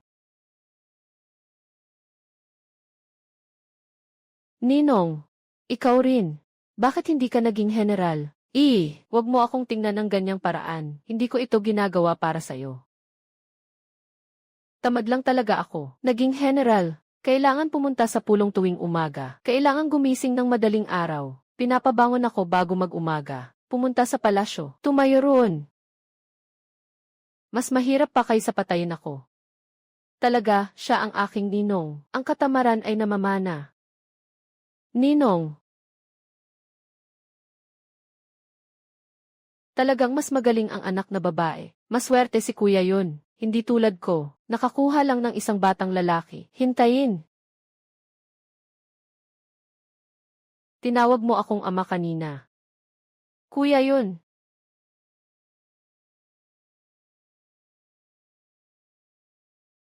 Matagal na kaming magkakilala. Si ama-amahan at ang aking ama ay matagal nang magkaibigan. Hindi kailanman sinabi ni ate. Hindi rin kailanman binanggit ni ama. Gaano pa kaya karami ang itinatago nila sa akin? Kuya yun. Tinatawag mo akong tatay, kuya yun. Huwag mo siyang tingnan. Tingnan mo ako. Sabihin mo ang totoo. CJ, kami ng tatay mo ay taga-iisang baryo. Lumaki kaming magkasama mula pagkabata. Isang na yon.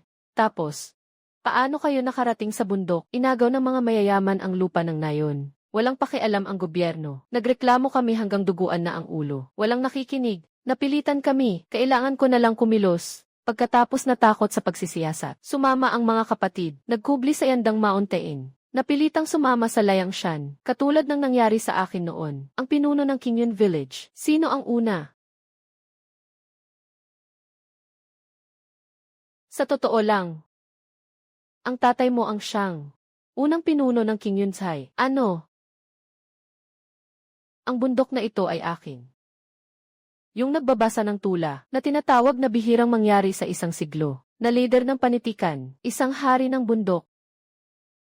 Ngayon alam mo na, gaano kalakas ang ating mga jin. Ano ang tawag dito sa akin? Pagmana ng anak sa ama. Kaya, paano naging mula sa hari ng bundok, naging punong ministro ng kasalukuyang dinastya si ama, dahil sa pag-ibig? Parang pamilyar ang mga salitang ito. Sinabi rin ito ng Empress Dowager noon. Nakilala ng iyong ama ang iyong ina sa paanan ng bundok. Sa unang pagkikita, nawala ang kalahati ng kanyang kaluluwa, at pagkatapos nagkagulo na. Ang iyong ina ay mula sa pamilyang duke ng Zen. Ang hilig niya ay pagsusulat ng mga iskolar. Ang tatay mo ay isang mandirigma. Pinuno ng mga bandido. Walang koneksyon. Sa huli, nabaliw ang batang iyon. Nagkulong siya sa kampo ng 3 taon. Nagbabasa araw at gabi.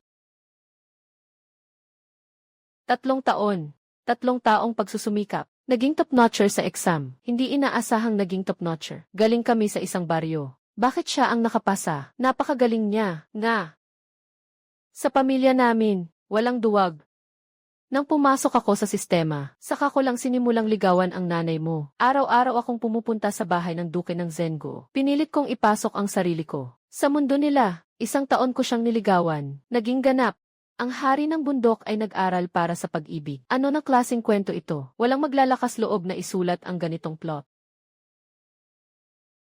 Akala ko na matutuklasan ng nanay mo ang tunay niyang anyo, at mag-aaway sila. Pero ang nanay mo ang tunay na Diyos tao. Ano ang ibig mong sabihin? Ang iyong ina sa labas ay mukhang mahina at marupok na anak ng opisyal. Pero sa likod ng lahat, bihasa sa lahat ng uri ng sining pandigma. Noong nahuli ang iyong ama, natakot siya at namutla. At ang iyong ina, tiningnan siya ng 1 beses, mula sa lihim na bahagi ng kahon ng alahas. Kinuha ang 3 talampakang espada, ibinagsak sa mesa. Magpaligsahan tayo. Diyos ko, ang tatay at nanay ko, nagkukunwaring mahina pero malakas pala. Dalubhasang mandirigma, sandali lang. Noong una mo akong dinukot, hindi ba't hindi ito aksidente? Matagal na kayong magkakilala. Ang tatay ko ang tagapagtatag ng King Yunzhai. Dinala mo ako sa bundok. Lahat ng ito ay planado na.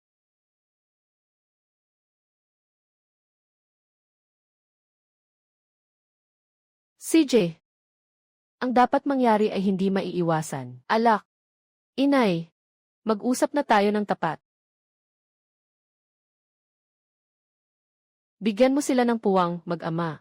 Itong bibig ko, ang dami kong gulong ginawa ngayon. Itay, ang liwanag ng buwan ay bumagsak sa kanyang gilid. Alak, nagpakita ng ilang hibla, ng nakakasilaw na puting buhok. Ang mga kulubot sa kanyang noo, hindi ko napansin dati. Itay, mag-usap tayo ng maayos. Ako ang iyong tunay na anak. Ito ang alak ng anak na babae. Noong araw ng iyong kapanganakan, inilibing ito ng ama sa loob ng bahay, sa ilalim ng puno ng sampagita. Plano ko sanang ibigay ito sa iyo, bilang regalo sa iyong kasal. Sa wakas dumating na, ang araw na kailangan kitang paalisin.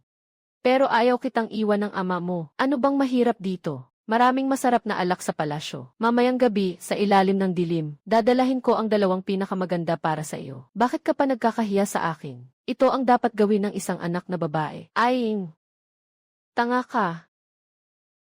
Ayaw kang iwan ni tatay, hindi ang alak. Ikaw ang mahalaga. 18 taon na. Hindi pa niya ako kinausap ng ganito. CJ, kalilimutan ko na siya. Isa rin pala siyang bandido. Kaya noong una mo akong pinadala sa bundok, hindi mo talaga ako ikinahihiya. Siyempre, ang galing ng anak kong si Aing. Paano kita ikahihiya ng ama mo? Ipinagmamalaki kita, anak, hindi pa huli ang lahat. Sa loob ng 18 taon, ito ang unang beses na pinuri niya ako. Bakit mo ako pinapunta sa bundok? Dahil isa kang batang agila. Nung pinangalanan ka ni Itay na Chewing, akala ng iba, hinahangad ka naming maging haligi ng pamilya Song, maging isang magalang na dalaga. Ngunit hindi ganun. Sa simula pa lang, ikaw ay likas sa kalikasan. Pwede kang maging haligi na magbibigay dangal sa pamilya Song. Ngunit mas maaari kang maging bahagi ng kagubatan. Malayang lumalaki ang mga puno. Hindi kailangang ikulong sa loob ng bahay. Hindi mo kailangang maging si Song Chewing. Kailangan mo lang maging ikaw. Sa wakas, simula pa lang, hindi niya ako nais ikulong sa anumang hawla. Maraming patakaran sa kabisera na maaaring pumigil sa'yo at masira ang iyong mga pakpak. Bukod pa rito, hindi ba't mula pagkabata, gusto mo nang maging bayani, sakto ang pamilya natin, ay may mga koneksyon sa larangang ito. Hatid ka na ng tatay mo. Ang babaeng mandirigma at babaeng bandido, pareho ba ang konsepto, hindi ba?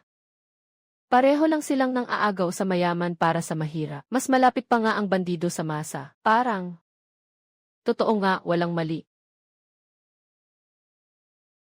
Bakit mo ako ginawang reyna, isang tulisan? Hindi mahalaga ang pinagmulan ng bayani. Ako, isang tulisan. Naging pinuno ng mga pantas. Bakit hindi ka pwedeng maging reyna? Huwag kang magsalita ng ganyan. Nasa palasyo tayo. Ginawa kang reyna ni ama dahil alam niya na gusto mo ang binatang iyon. Sa mga taon na ito, palihim kang pinoprotektahan ni ama. Nagnanakaw ka sa mayayaman at namimigay ng pagkain. Lahat ng ginagawa mo ay makatarungan. Maliban kay Leginyu, nawala ang asawa at natalo pa sa laban. Alam na ni tatay noon na gusto mo siya. Paano mo nalaman ito? Siyempre. Ano ba ang hindi alam ng tatay mo? Ang gusto ng anak ko. Sabi mo siya ay lalaki. Ang mga bituin sa langit, kaya kong kunin para sa'yo. Itay. Ang bait mo talaga. Ikaw ang pinakamabait na itay sa mundo.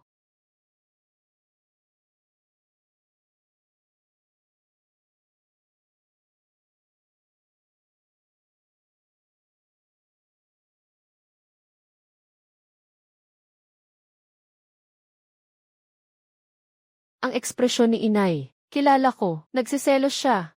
Inay, natakot ako. Akala ko ano. Akala mo hindi karapat-dapat si inay. Para marinig ang pinakamaganda.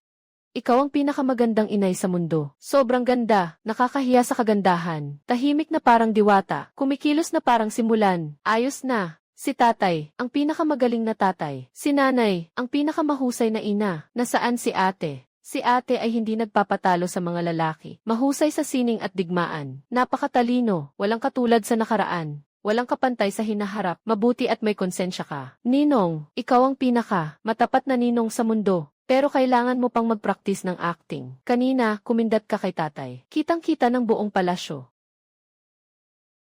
Tatay, sa wakas, nakauwi ka na. Pumayat ka, at tumanda. Sa labas ka ba, inaapi? Sabihin mo kung sino, pupuntahan ko siya at pipilipitin ang ulo niya. Gagawin kong arinola. Ano ba yung suot mo? Rosas na palda, malaking pulang bulaklak. Ang tatay mo ay nakikipaglaban sa labas. Ikaw ay nasa palasyo, nagpapanggap na babae. Hindi ito ang punto. Pinuno, lasing ang mahal na hari. Yakap-yakap mo ang iyong unan. Nakaupo sa pintuan ng palasyo. Kahit sino ang magpayo, hindi ka umaalis, bumalik ka na. Lasing. Ang laman ng pitsel ay ako mismo ang nagpalit ng matamis na alak ng prutas. 3 taong gulang na bata ay hindi malalasing. Namimiss niya ako. Mauna na ako. Kayo, ay Ying. Kung hindi ka masaya, tandaan mong umuwi. Walang problema. Hindi na magiging opisyal si ama. Magpapatuloy tayong maging bandido. Kung siya'y mang-aapi sa iyo, sabihin mo kay ina.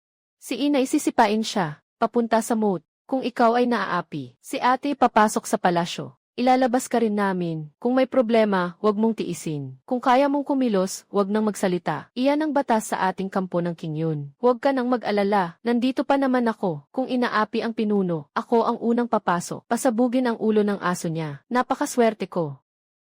Na mayroon akong pamilya na laging nandyan para sa akin. Alam ko na. Mag-ingat din kayo.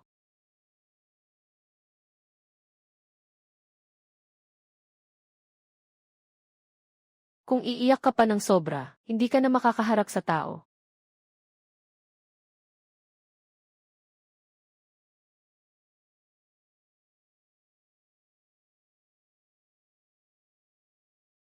Ying-ying. Miss na miss kita. Tama nga. Ang lalaki 3 bahagi lasing. Hanggang umiyak ka. Mahal na hari, gaano karami ang nainom mo? Marami. Nahihilo ako. Tulungan mo akong pumasok. Mas matatag pa ang hakbang mo kaysa sa akin. Hindi magaling ang pag-arte mo, mahal na hari. CJ, lasing na ang mahal na hari. Tulungan ko po kayong pumasok. Mahal na hari, ang pagkahilo mo ay tamang-tama ang oras. Ako'y lasing. Lasing na ano nga ba? Lasing na walang kontrol. Tama, lasing na walang kontrol.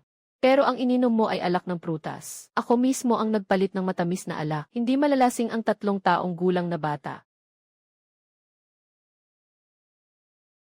Ying-ying. Gustong-gusto kita. Hindi ko maintindihan. Ikaw na isang emperador. Maraming tao na ang nakilala. Bakit nagustuhan mo ang isang bandido na katulad ko?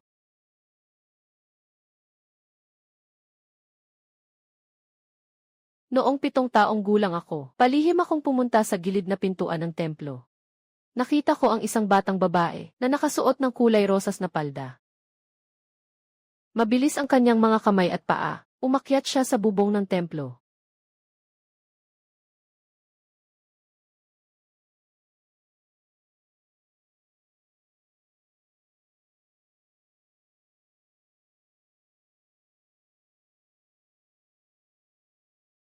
Sandali lang, nakaluhod siya sa pinakamataas na bahagi ng bubong. Mas maliwanag pa sa araw ang kanyang ngiti. Parang sakop ang buong mundo. Sa pinakakomportabling bundok, noon ko lang nalaman na ang tao pala ay pwedeng mabuhay ng ganito kalaya. Pink na palda, hindi ba iyon ang kalokohan ko noong 5 taong gulang ako nang hindi na siya makababa? Palihim ko siyang binigyan ng hagdan. Noong panahon na iyon, ang batang lalaki na nagbigay sa akin ng hagdan ay ikaw.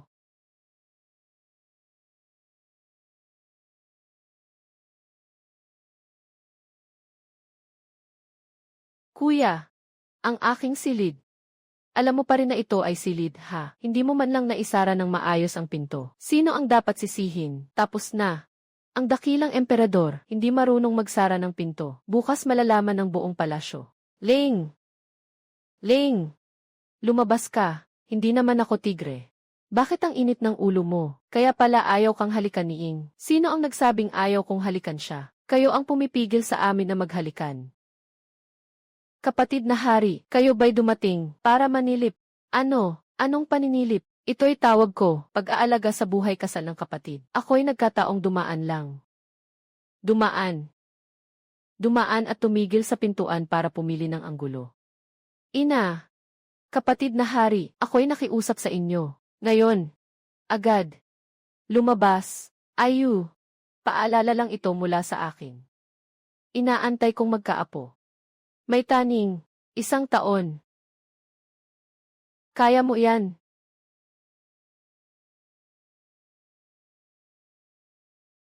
Ying-ying. Ang sinabi ni inay ay batas. Bakit hindi? Sumunod na lang tayo.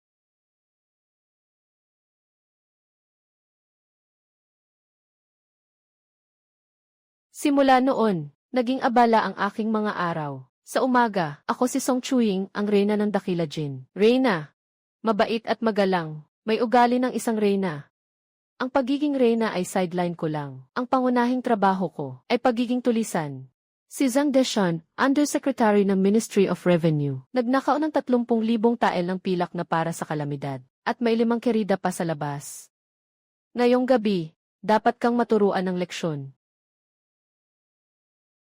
Ginoong Zhang, yung 30,000 tael na pondo para sa kalamidad, ibabalik mo ba ng kusa? O gusto mong kunin ko pa? Sino ka ba? Mga tao. Aba, bakit ang dami mong dala? May pupuntahan ka bang flower house ngayong gabi? Reyna, Reyna, ina. Nagkamali ka. Karaniwang mukha lang ako.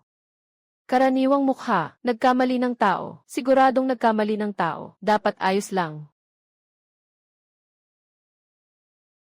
Anong nangyari? Sino na naman ang nang-asar sa'yo? May nagreklamo laban sa'yo ngayon. Ano ang reklamo? Sa tingin ko, nakita ko mismo, Reyna, ikaw ay isang pinuno ng mga bandido. Naglalakas loob kang magreklamo. Ang tapang mo. Ano sa tingin mo? Paano dapat suriin ang ulat na ito? Baka hindi pa nila alam na hindi lang kusang loob, pumasok si Mahal sa pugad ng mga magnanakaw. Matagal na siyang naging aking asawa sa pugad. Ying-ying, ang sulat mo, bakit? Hawak ko ang isinulat mo. Pag-ikot, parang ikaw mismo ang nagsulat.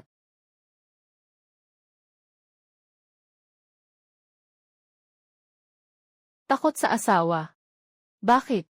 Bawal bang matakot ang emperador sa asawa? Li Jinyu. Talagang ikaw ay ang pinakawalang kwentang emperador sa buong mundo. Walang kwenta man, ayos lang. Basta masaya ka.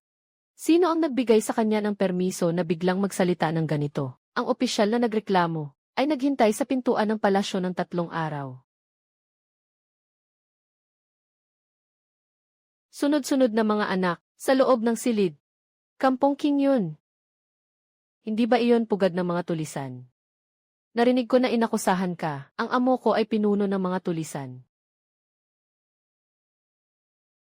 Binabati kita. Simula ngayon, isa ka na rin. Lahat ng opisyal, wala nang maglalakas loob na magreklamo. Reyna. Ang dakilang emperador, tinutulungan akong bilangin ang pera. Ganito ang trato, walang katulad sa buong mundo. Ling Ying. Pwede bang isama mo ako sa susunod? Ang kondisyon ay, kailangan mong magsuot ng belo. Ako ang emperador. Ano ang magiging hitsura ko kung magsusuot ng belo? Kung ganon, wag nang pumunta.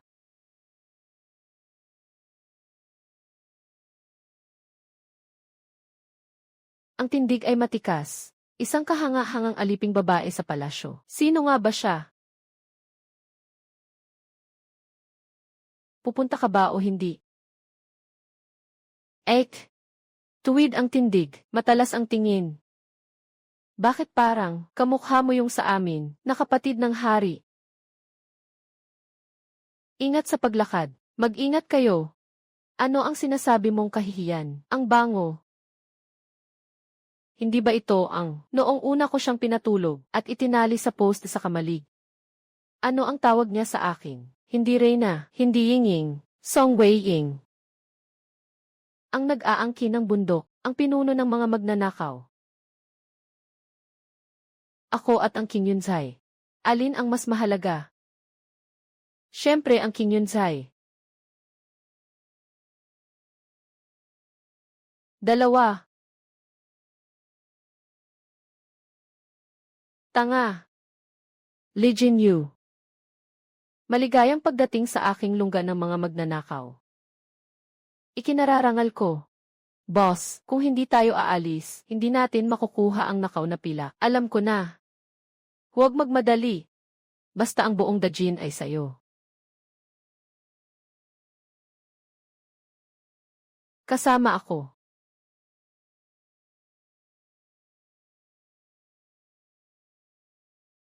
Isasama kita sa pagnanakaw ng pilak.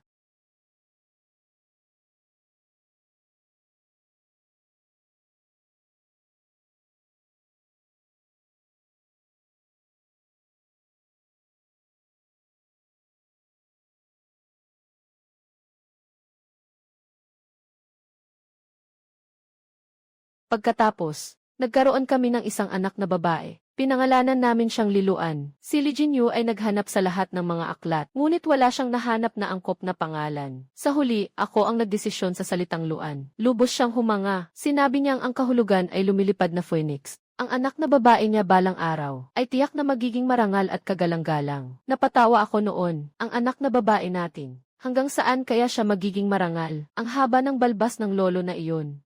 Parang bigote ng dragon na iginuhit ni tatay. Itali ng makulay na sinulid, siguradong maganda. Ang tinatawag na paghubog ng sarili ay nasa tamang puso.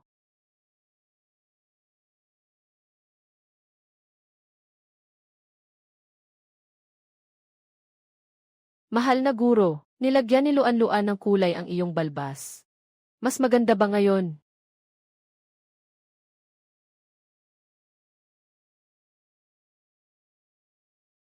Grabe. Ganito rin ang estilo ko noong ginupitan ko ang balbas ng tatay ko. Parehong-pareho. Walang ibang mas nakakakilala sa anak kundi ang ina. Prinsesa. Huwag masyadong mabilis ang takbo. Mag-ingat sa madulas na sahig. Huwag, ang mga talulot ay lumilipad. Ang mga talulot ay lumilipad. Ang saya-saya, gusto ko pang maglaro.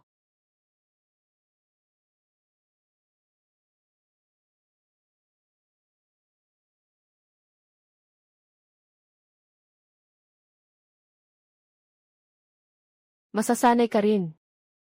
Ling! Sa wakas naiintindihan ko na, ang naramdaman ng biyenan ko noon. Anong tawag dito? Ito ang tinatawag na karma. Ama, ina. Gusto rin ni Luan-Luan na humalik. Una, kunin ang batang ito.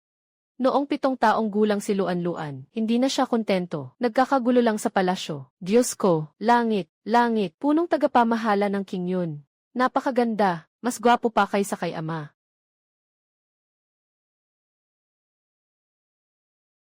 Bakit hindi dumalaw si Luan-Luan ngayon? Reyna, prinsesa, nawala siya. Iniwan lang ito. Mga tao, ihanda ang mga sundalo. Alok ang lahat ng tarangkahan ng lungsod. Maghanap sa bundok. Ano nang ikinababahala mo? Ang bundok yandang ay teritoryo ng kapatid ng emperador. Walang mangyayari kay Luan-Luan. 7 taon pa lang siya. Paano kung sa daan? Ano nang masama sa 7 taon? 5 taon pa lang ako noon, umakyat na ako. Sa bubong ng templo ng mga ninuno. Siya ang anak ko. Ayu. Simula nang nagkaroon tayo ng anak. Gaano nakatagal mula nang magkasama tayo ng tayo lang? Kung gusto ng anak natin na lumipad, hayaan natin siya. Ang ating maliit na agila ay dapat magkaroon ng sarili niyang kalangitan. Kayong mag-ina, pareho kayong nagbibigay ng alalahanin. Malapit na, makikita na natin ang gwapong pinuno ng nayon sa kwento. Sino itong batang babae? Ang tapang niya, na mag-isa niyang pinasok ang king yun na yun.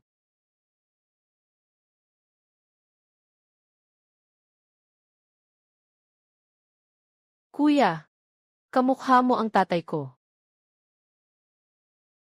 Mas gwapo ka ng kaunti kaysa sa tatay ko. Ninong, gusto kong alagaan ka sa pagtanda.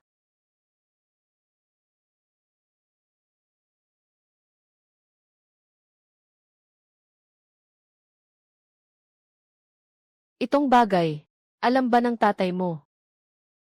Hindi niya kailangang malaman. May nanay ang tatay ko. Sapat na iyon para sa kanilang pagtanda. Ang gwapo ni Ninong. Walang mag-aalaga sa kanya. Nakakaawa naman. Pumunta ka sa palasyo. Ibalita na ligtas tayo. At ipaalala mo na rin kay mahal na hari at reyna. Mag-ayos ka. Magsimula ka na ng bagong account. AU, ang anak mo, ginawa kang ninong ng kapatid mo. Ang prinsesa ko, tinatawag ang kapatid ko na ninong. Sabi ng kapatid ko, mag-practice tayo ng bagong karakter. Mahal na hari, kaya mo yan.